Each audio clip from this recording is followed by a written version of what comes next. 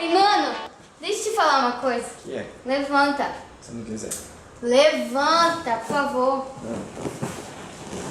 Sabe o que é, mano? Fala. É que ontem, lá na igreja, um cara falou sobre um acampamento. Acampamento? Que bacana. O acampamento vai ser 3 dias. Vai ser 3, 4 e 5 de abril. Vai ser numa fazenda lá em Santa Isabel. E o tema vai ser Eu Sou Casa. O tema é casa? Sério? Sério. É, quando da igreja não tem muita criatividade não, hein? E por que casa? Tem tanto prédio mais legal, assim, uns prédios grandão, uns prédios, umas mansões, aí casa. É, porque Deus gosta de habitar em nós, por isso que tema é casa.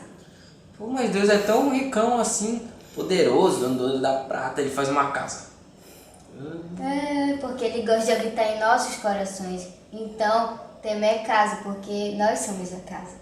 Tá. Eu vou pro acampamento, mas vocês vão ter que me explicar o que é. Por que casa em vez de uma mansão grandona? Eu sou casa,